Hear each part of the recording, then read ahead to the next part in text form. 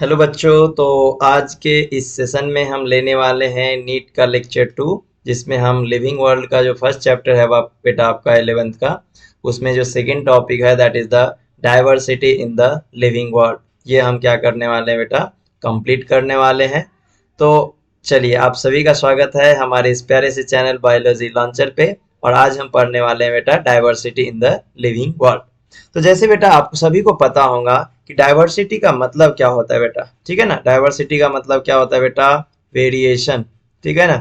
Variation, variation यानी क्या, जितने भी ऑर्गेनिजम्स है, जितने भी एनिमल्स है बेटा, सभी एक दूसरे से क्या होते हैं, सभी एक दूसरे से क्या होते हैं बेटा, अलग होते हैं, सभी एक दूसरे से डिफरेंट दिखते हैं, ठीक है ना बेटा। तो ये आपको याद रखना है बेटा, ठीक है। सभी एक दूसरे से क्या होते हैं, डिफरेंट होते हैं, that is the variation. Okay, तो चलिए एक एक करके हम पढ़ते जाएंगे और आपका जो कंसेप्ट है बिल्कुल आपके नीट में जो काम आएगा वही कंसेप्ट हम आपको बताने वाले हैं और वही चीज हम आपको जो है सिखाने वाले हैं। चलिए एक एक करके हम पढ़ते जाएंगे। The total number of species, देखिए बेटा जो टोटल नंबर ऑफ स्पेसीज है वो टोटल नंबर ऑफ स्पेसीज जो है कितना है वो देख लीजिए आप, ठीक है। तो टोटल नंबर ऑफ स्पेसीज जो है उसका जो रेंज है बेटा वो है 1.7 टू 1.8 मिलियंस। बेटा आपको बता दूं कि जो 1 मिलियंस है, ठीक है, 1 मिलियन इक्वल्स टू क्या होता है, 10 लाख होता है, ठीक है बेटा। 1 मिलियन इक्वल्स टू क्या होता है, 10 लाख होता है, ठीक है। आपको अगर नहीं मालूम होगा तो ये चीज आपको पता चल गया। 1 million is equal to 10 lakh. Diversity का मतलब क्या होता है बेटा, डाइवर्सिटी का मतलब होता है बेटा वेरिएशन, ठीक है। और बायोडाइवर्सिटी यानी देखो यहाँ पे दो वर्ड है, यहाँ पे दो वर्ड है। बायो यानी क्या होता है बेटा, लिविंग होता है, और डाइवर्सिटी का मतलब क्या होता है बेटा, वेरिएशन होता है। दैट मीन्स कि वेरिएशन इन लिविंग, है ना। तो लिविंग बीइंग में जो वेरिएशन है उसे ही हम क्या बोलते हैं बेटा, बायोडाइवर्सिटी बोलते हैं, ठीक है। इट्स हैपन शुड एक्सप्लोर, है ना। जब अगर आप किसी नए एरिया को क्या करोगे, एक्सप्लोर करोगे, तो क्या देखने को आपको मिलेगा, किसी भी न्यू एरिया में जाओगे, है ना। या फिर आप इवन इन ओल्ड एरिया, ठीक है। अब मान के चलो कि आप गए किसी जगह पे घूमने, ठीक है। आप किसी जगह पे घूम के आ गए, ठीक है। अब वहां आप फिर से जाओगे, तो जब फिर से जाओगे बेटा तो वहां पे आपको फिर से क्या देखने को मिलेगा, यहाँ पे आपको न्यू ऑर्गेनिजम्स देखने को मिलेगा बेटा, ठीक है। न्यू ऑर्गेनिज्म देखने को मिलेगा, ठीक है। चाहे आप कंटिन्यूअसली वहां पे जाते ही क्यों ना रहो, ठीक है। तो जहां पे भी आप नए एरिया में जाओगे या ओल्ड एरिया में भी जाओगे तो हर टाइम आपको न्यू स्पीसीज जो है वहां पे आपको दिखते ही रहेंगे। इसका क्या कारण हो सकता है बेटा, तो इसका कारण है environmental change, climatic change, weather change. अभी आप अगर रेनी सीजन में चले जाओगे बेटा तो यहाँ पे आपको बहुत सारे ग्रीनरी मिलेंगे। समर सीजन में वो प्लांट्स मिलेंगे क्या, नहीं मिलेंगे, है ना। समर सीजन में ऐसे कुछ प्लांट देखने को मिलेंगे जो आपको विंटर में नहीं मिलेंगे। तो ये वेरिएशन जो है बेटा चलते रहता है। The plants and the animals in our own area by their local name, है ना। सभी प्लांट्स का क्या नाम होता है बेटा, अपना एक लोकल नेम होता है। जैसे फॉर एग्जाम्पल जैसे हम मैंगीफेरा इंडिका, ये क्या है, साइंटिफिक नेम है। कोई इसे मैंगो बोलता है, कोई आम बोलता है, कोई आंबा बोलता है, बराबर है ना। तो ये क्या हो गया बेटा, लोकल नेम हो गया। यानी इससे आपको क्या पता चला कि कोई भी एक ऑर्गेनिजम्स जो है उसके एक से ज्यादा क्या है, एक से ज्यादा क्या है उसके साइंटिफिक सॉरी लोकल नेम है। लोकल नेम जो है वो क्या है, एक से ज्यादा है। तो लोकल नेम को ही बोला जाता है बेटा वर्नाक्यूलर नेम। लोकल नेम को ही क्या बोला जाता है, वर्नाक्यूलर नेम बोला जाता है। एंड हम पर्टिकुलरली जो है इस लेक्चर में डाइवर्सिटी के बारे में आपको बताने वाले हैं, ठीक है। The plants the plants and animals in our own area, हमारे एरिया की बात कर रहे हैं, ठीक है, उसका लोकल नेम होता है ना। और वेरी, वेरी का मतलब क्या होता है बेटा, डिफरेंट। वेरी का मतलब क्या होता है, डिफरेंट, है ना। वेरी का मतलब क्या होता है, डिफरेंट होता है बेटा। तो वेरी मीन्स क्या होगा यहाँ पे, डिफरेंट। तो डिफरेंट नाम होते हैं, एक ही ऑर्गेनिजम्स के जो है एक से ज्यादा नाम होते हैं, ठीक है। एक ही एनिमल्स के एक से ज्यादा नाम होते हैं, डिफरेंट डिफरेंट टाइप्स के नाम होते हैं। नॉट ओनली कि आप इंडिया में हो तो यहाँ पे अलग नाम है, चाइना में अलग नाम, बल्कि इंडिया में भी आप महाराष्ट्र में है तो उसका अलग नाम है, ठीक है। फॉर एग्जाम्पल अगर मैं आपको बताऊं गुआवा के बारे में, ठीक है, किसके बारे में, गुआवा। गुआवा यानी क्या होता है, सिंपल सी बात है, आप क्या बोलोगे, अमरूद होता है, ठीक है। कोई उसे जाम बोलता, कोई उसे पेरू बोलता, और कहीं कहीं पे उसे लताम बोला जाता है बेटा। तो ये क्या हो गया बेटा, लोकल नेम हो गया। तो लोकल नेम जो है लोकल पर्सन देते हैं, है ना, हम और आप जो भी रहते हैं यहाँ पे वो देते हैं उसका नाम, तो वो जो भी नाम देना चाहे वो दे सकते हैं, है ना। लेकिन जो मैं यहाँ पे बोलूंगा, महाराष्ट्र में रह के अगर उसे कोई उसे पेरू बोलता है, जाम बोलता है, तो ये अगर आप हिंदी साइड जाओगे तो आप वहाँ क्या अमरूद ही बोलना पड़ेगा। वहाँ आप पेरू जाम बोलोगे तो मिलेगा क्या, नहीं मिलेगा बेटा, ठीक है ना। तो इसीलिए साइंटिस्ट ने सोचा कि क्यों ना एक स्पेसीज का, है ना, जैसे ये देखो यहाँ पे हमने क्या किया, एक ऑर्गेनिजम्स का बताया, एक से ज्यादा name, that is the local name, ठीक है। लेकिन साइंटिस्ट का मानना था कि नहीं, कि एक ऑर्गेनिज्म और उसका नेम क्या हो, एक नेम हो, उसका नेम क्या हो, एक हो, that is the scientific name, ठीक है बेटा। तो अब इस प्रोसेस को क्या बोला गया बेटा, इस प्रोसेस को बोला गया नोमेनक्लेचर, ठीक है। Particular organisms is known by same name, है ना, same name all over the world, ठीक है। वर्ल्ड में कहीं भी चले जाओ, उस स्पेसीज को, उस एनिमल या प्लांट या कोई भी ऑर्गेनिजम्स है, उसको सिर्फ एक नाम से जाना जाए। इस टाइप के प्रोसेस को क्या बोला गया बेटा, नोमेनक्लेचर। नामकरण करते हैं ना हम बच्चों का, वैसे यहाँ प्लांट और एनिमल्स का भी नामकरण होता है, ठीक है। तो when the nomenclature or naming is possible when the organism is described correctly, तो बेटा नाम हम कम दे पाएंगे किसी को जब उसका कैरेक्टराइजेशन हो गया। फॉर एग्जाम्पल बेटा, आपके क्लास में कोई एक स्टूडेंट आया है, वो बहुत ही अच्छा गाना गाता है, दर्द भरा गाना गाता है, तो आप क्या बोलोगे, ये हमारे क्लास का अरिजीत सिंह है। तो पहले उसने अपना कुछ कैरेक्टर शो किया, तब ना आपने उसका नेमिंग किया, है ना। अगर मान के चलो आपके क्लास में कोई अच्छा फुटबॉल प्लेयर है, तो आप क्या बोलोगे, ये हमारे स्कूल का तो रोनाल्डो है, ये तो बहुत ही अच्छा फुटबॉल खेलता है। हमारे कॉलेज में ये बहुत अच्छा क्रिकेट खेल रहा है, मतलब ये हमारे कॉलेज का विराट कोहली है। तो बेटा नेमिंग आफ्टर कैरेक्टराइजेशन, समझ में आ गया ना। तो नाम कब पड़ेगा, जब उसका कैरेक्टराइजेशन हो जाएगा, ये आपको ध्यान में रखना है, ये एमसीक्यू में क्वेश्चन पूछे जाते हैं। तो जब नोमेनक्लेचर करना रहेगा तो सबसे पहले ऑर्गेनिजम्स को क्या करना पड़ेगा बेटा, तो सबसे पहले उसको डिस्क्राइब करना पड़ेगा, कैरेक्टराइज करना पड़ेगा, ठीक है ना। तब जाके जो है उसका आप नेमिंग जो है क्या कर सकते हो, कर सकते हो बेटा, ठीक है। चलिए ये एक चीज हो गया। देन अब क्या है, the organisms is described correctly, the organism is described correctly. अगर आपने ऑर्गेनिज्म को डिस्क्राइब कर लिया करेक्टली, ठीक है, तो हम उस ऑर्गेनिजम्स के बारे में जान जाएंगे, है ना। तो organisms they name is attach, that is the identification. तो जब आप किसी को कैरेक्टराइज कर लोगे तो उसे आप आइडेंटिफाई भी कर लोगे। The organism is describe correctly and we know to that organism the name is attach to, तब हम उसका नाम दे देंगे, देन उसका आइडेंटिफिकेशन हो गया। साइंटिस्ट हैव स्टेबलाइज प्रोसीजर, लेकिन नेमिंग के लिए भी कुछ प्रोसीजर है ना, प्रोसीजर साइंटिस्ट ने असाइन किया।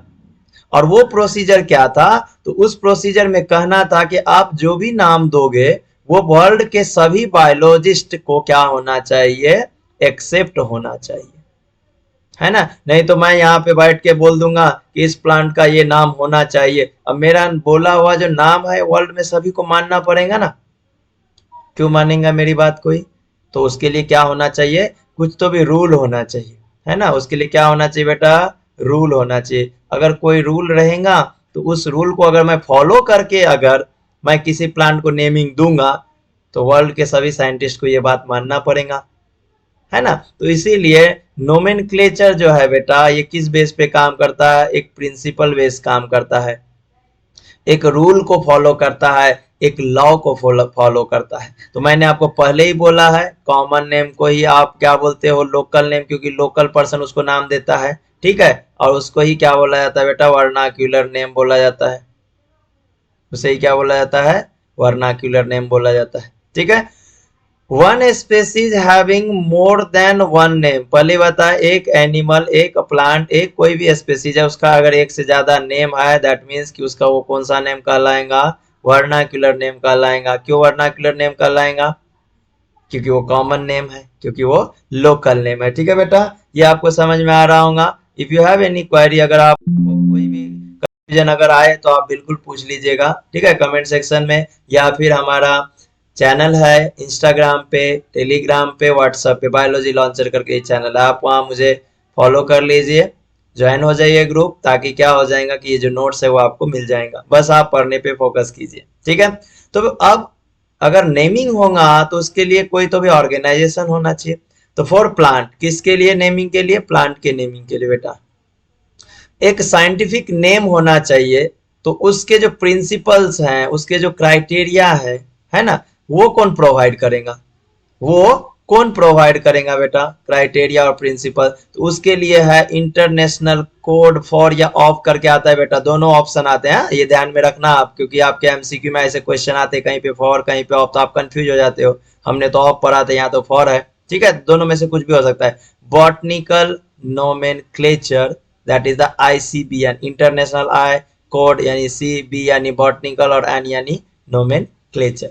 तो प्लांट को नेमिंग करने के लिए जो प्रिंसिपल और क्राइटेरिया है वो किस के बेस रहेगा? तो रहेगा आईसीबीएन के बेस, यानी international code for botanical nomenclature. अगर एनिमल की बात करेंगे बेटा, तो यहाँ पे इंटरनेशनल कोड फॉर या ऑफ जूलॉजिकल नोमेनक्लेचर, है ना। बस इतना सा क्या है डिफरेंस है, बस इतना आपको क्या करना है, याद रखना है। देन उसके साथ साथ बेटा, ये तो हो गया प्लांट और ये हो गया बेटा एनिमल। क्या हम बैक्टीरिया को ऐसे ही छोड़ दें, बैक्टीरिया को नेम ना दे? तो इसके लिए क्या रहेगा? इंटरनेशनल कोड फॉर नोमेनक्लेचर और नोमेनक्लेचर फॉर बैक्टीरिया, यानी ISICNB, है ना, international code of nomenclature for bacteria.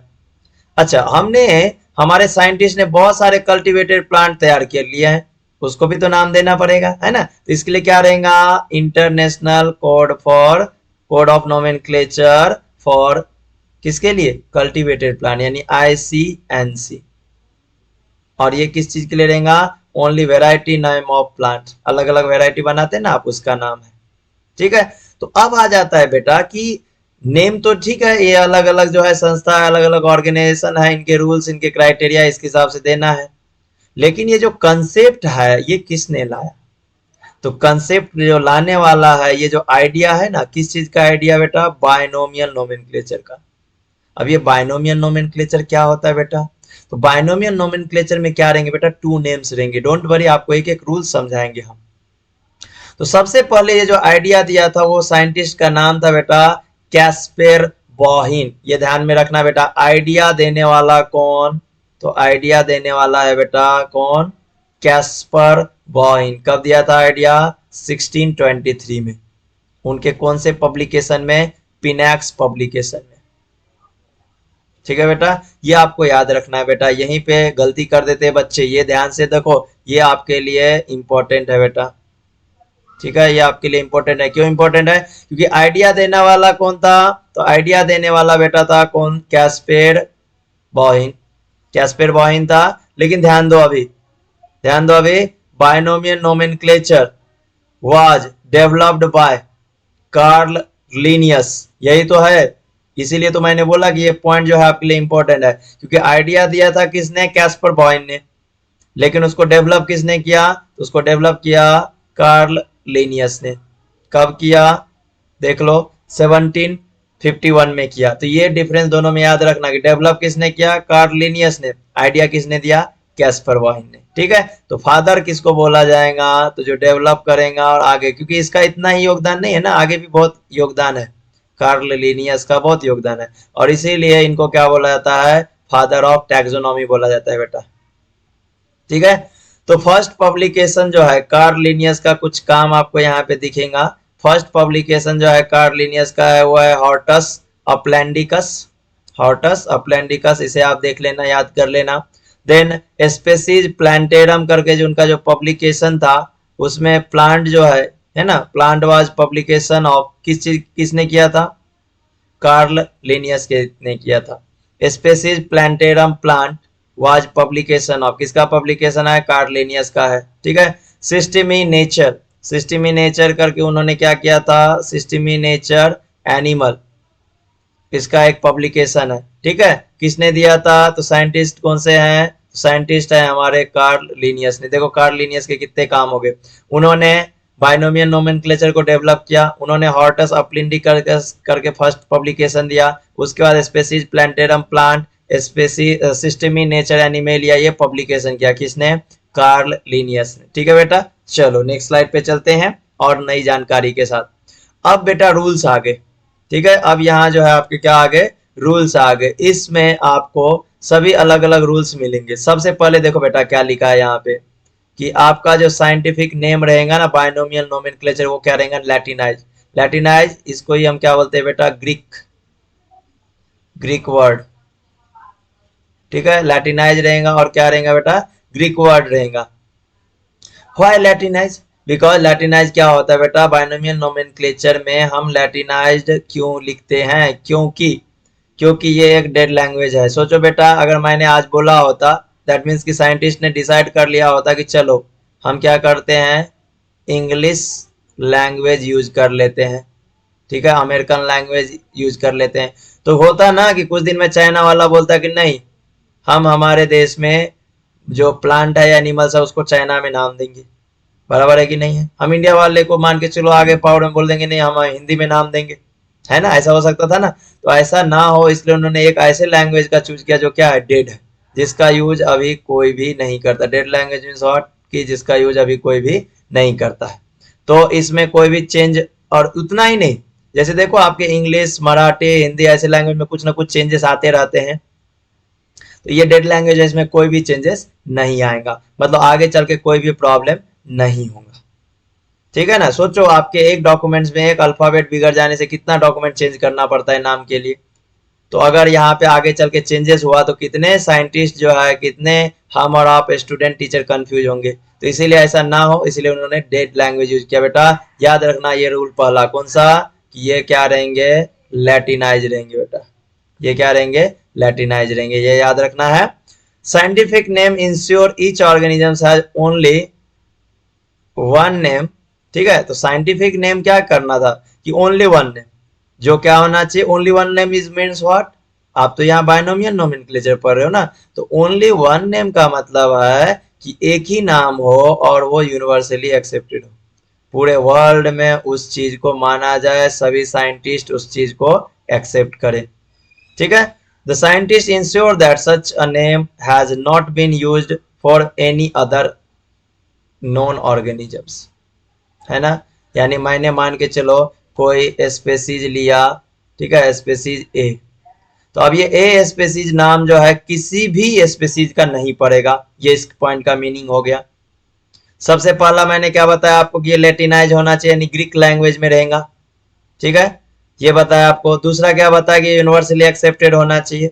तीसरा क्या बताया आपको रूल कि कोई अदर ऑर्गेनिजम्स का ये नाम नहीं होना चाहिए, है ना। The system providing the name with two components, तो इसमें देखो दो कंपोनेंट्स आएंगे, और इसीलिए तो इसको बायनोमियल नोमेनक्लेचर बोला गया। इस साइंटिफिक नोमेनक्लेचर को क्या बोला गया, बायनोमियल नोमेनक्लेचर। क्यों, क्योंकि इसमें टू कंपोनेंट। अब ये टू कंपोनेंट्स क्या है, तो one is the generic name यानी कि genus, and another is the specific epithets यानी कि स्पेसीज नेम, है ना। देखो जैसे मैंने एग्जांपल दिया मैंगो का, यहाँ पे भी है मैंगीफेरा इंडिका, तो इंडियन ओरिजिन है इसलिए इसका स्पेसीज इंडिका है, और मैंगीफेरा मैंगो का जीनस हो गया, मैंगीफेरा जीनस है और इंडिका क्या है, स्पेसीज है, ठीक है। जैसे मैंने चलो एग्जांपल दे दिया पोटैटो का, सोलैनम ट्यूबरोसम, तो सोलैनम क्या है, जीनस है, ट्यूबरोसम क्या है, स्पेसीज है, तो ये दो नाम आ रहे हैं ना एक इसमें, that is the binomial nomenclature, ठीक है। तो चलिए मैं फिर से यहाँ पे रिपीट कर रहा हूँ कि नेम कैसा होना चाहिए, लैटिनाइज होना चाहिए,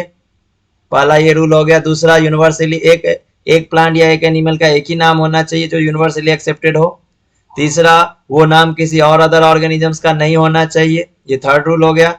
चौथा उसमें दो कंपोनेंट्स रहेंगे नेम में, एक तो जेनेरिक नेम और दूसरा स्पेशल एपिथेट्स, है ना। तो ये ऐसे क्या हो गया, अलग अलग रूल्स हो गए। देन जो बायोलॉजिकल नेम है वो जनरली क्या रहेंगे, आपके लैटिन रहेंगे, ठीक है, और रिटेन इन इटैलिक, ठीक है। इटैलिक देखो मैंने जानबूझ के इटैलिक को इटैलिक कर दिया, जैसे ना आरवा रहता है ना ऐसे लिखा हुआ, जैसे मान के चलो मैंने लिखा टी ऐसे लिखा, लेकिन जब ये इटैलिक में रहेगा तो ये ऐसे रहेगा, थोड़ा सा समझ में आ गया ना, तो ये आरवा रहेगा, तो ये भी एक रूल है। देन जो फर्स्ट वर्ड है, जो फर्स्ट वर्ड है वो किसका रहेगा, वो रहेगा जीनस का, वो किसका रहेगा नाम, जीनस का। अभी आपने पढ़ा ना मैंगीफेरा इंडिका, तो मैंगीफेरा जीनस है, तो जीनस पहले आया, उसके बाद क्या आया, इंडिका स्पेसीज।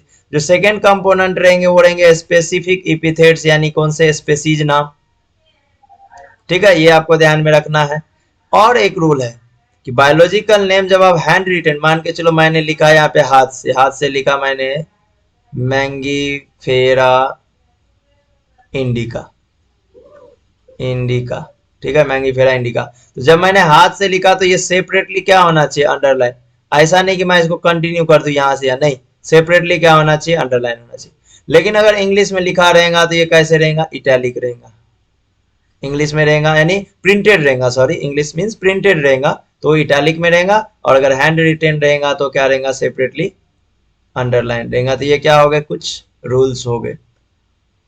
देन जीनस नाम लिखा ना, देखो जीनस में मैंने मैंगीफेरा में देखो ये एम जो है ये क्या लिखा, कैपिटल लिखा, लिखा ना। इंडिका में आई क्या लिखा, स्मॉल लिखा। क्यों, क्योंकि देखो ये रूल कहता है the first word denoting the genus और स्टार्ट विद कैपिटल लेटर, और स्पेशल स्पेसिफिक एपिथेट जो है उसका स्मॉल लेटर से स्टार्ट होगा, है ना। तो इंडिका में देखो स्मॉल लेटर है और मैंगीफेरा में देखो एम जो है वो कैपिटल है। Name of author indicate that this species was first describe. उसके बाद देखो साइंटिस्ट का नाम भी डाल सकते हैं, जैसे मानो मैंने लिखा मैंगीफेरा इंडिका, उसके आगे मैं क्या लिख दूंगा, एल, मतलब लिनियस ने इसको क्या किया, डिस्क्राइब किया सबसे पहले, है ना। तो ये एल से मैं इसको डिनोट कर दूंगा, ये एब्रिविएशन कहलाता है। तो name of the author, author यानी जो सबसे पहले इसको डिस्क्राइब करेगा, फर्स्ट डिस्क्राइब बाय लिनियस, अगर लिनियस ने उसको डिस्क्राइब किया है तो appears after the special epithet, तो उसका पूरा नाम आएगा क्या, नहीं, बस उसका लेटर का इनिशियल आएगा, या फिर मान के चलो लिनियस का LINN लिख दूंगा, बस इतना ही, ठीक है। Species and genus name are absolutely different in binomial nomenclature, ठीक है। क्या बोल रहे हैं, तो बोल रहे हैं कि जो आपका स्पीसीज है और जीनस नेम है वो एब्सोल्युटली क्या रहेंगे, different in binomial nomenclature, but exception in some animals. यानी देखो मैंने क्या लिखा, Mangifera indica, Solanum tuberosum, Solanum lycopersicum. तो जीनस और स्पीसीज नेम क्या था, डिफरेंट था ना, एक था क्या, नहीं था, अलग अलग था। लेकिन कहीं कहीं पे एक्सेप्शन है, जैसे आप किंग कोबरा के बारे में आपको पता होगा, उसका साइंटिफिक नेम क्या है, नाजा, नाजा।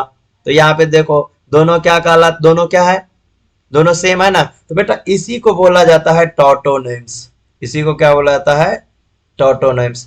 When the genus and species, genus as species name is same,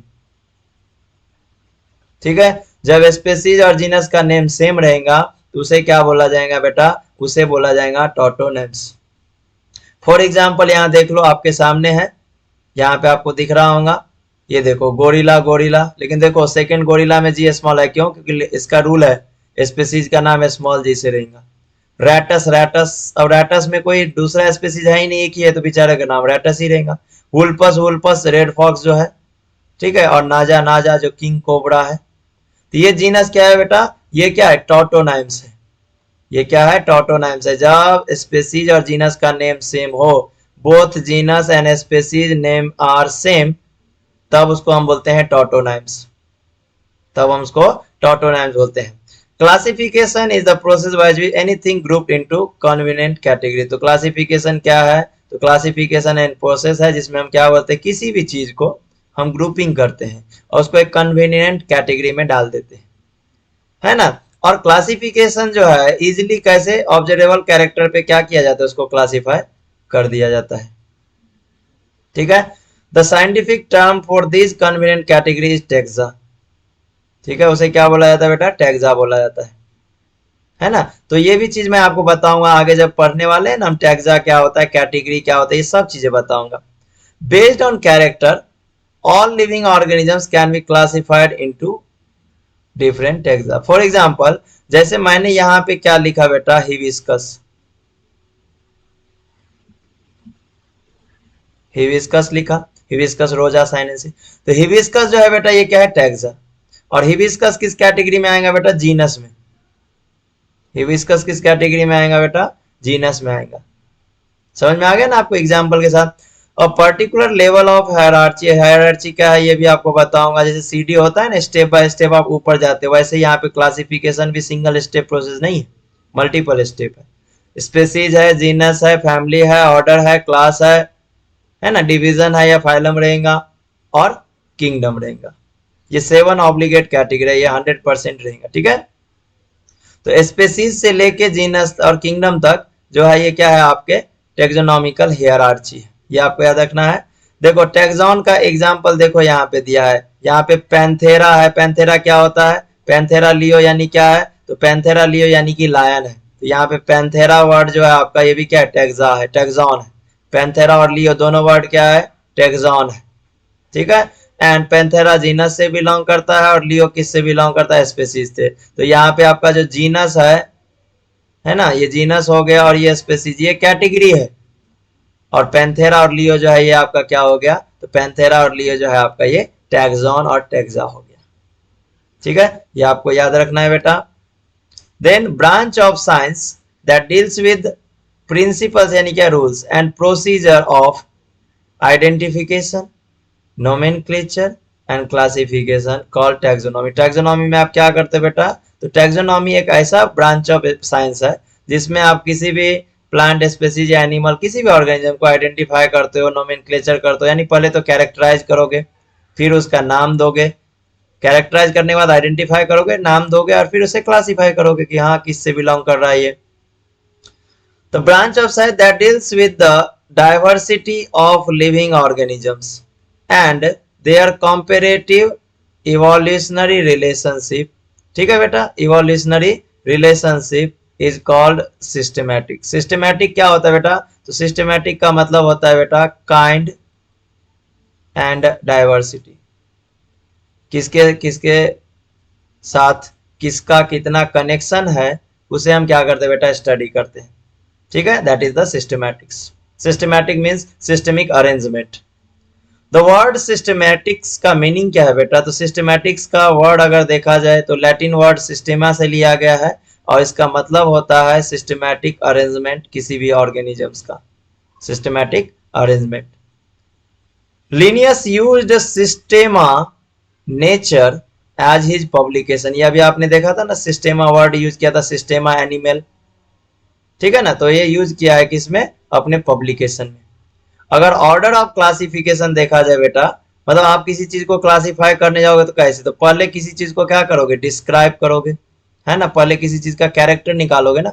सामने वाला बहुत अच्छा क्रिकेट खेलता है तो पहले आपने कैरेक्टर देखा तब ना उसको बोला कि हाँ आप विराट कोहली जैसे हो। तो पहले किसी एनिमल या प्लांट स्पीसीज को क्या किया जाएगा? कैरेक्टराइज किया जाएगा। कैरेक्टराइजेशन से पता चल गया हाँ ये बहुत अच्छा क्रिकेट खेलता है, आइडेंटिफाई हो गया हाँ ये विराट कोहली है अपने कॉलेज का, बहुत अच्छा फुटबॉल खेलता है रोनाल्डो, आइडेंटिफाई हो गया ना उसका कैरेक्टर के बेस पे। तब हमने उसका नाम दे दिया, हाँ चलो आपका नाम विराट कोहली है ना। आइडेंटिफाई कर लिया गया कि हाँ ये क्रिकेट खेल रहा है, क्रिकेट खेलने वाला कौन है? विराट कोहली है, चलो इसका नाम दे देते हैं, नोमेनक्लेचर हो गया। और देन उसका क्लासिफिकेशन होगा कि ये किस क्लास में जाएगा।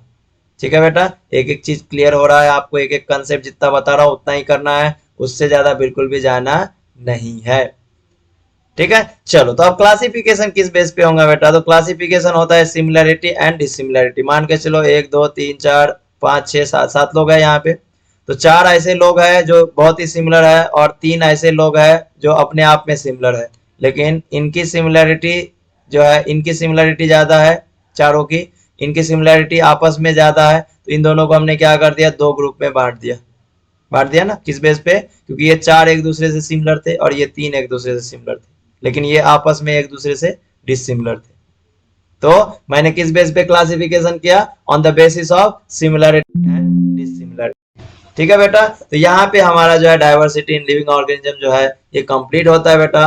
अगर आपको कोई भी कंफ्यूजन रहा, कोई भी चीज आपको क्लियर नहीं हुआ हो तो आप बिल्कुल भी पूछ सकते हैं, हम आपके लिए हाजिर है। बायोलॉजी लॉन्चर आपके लिए हाजिर है, आपका जो भी इशू है हम उसे सॉल्व करेंगे। चलिए तब तक के लिए bye bye, take care sweet dream.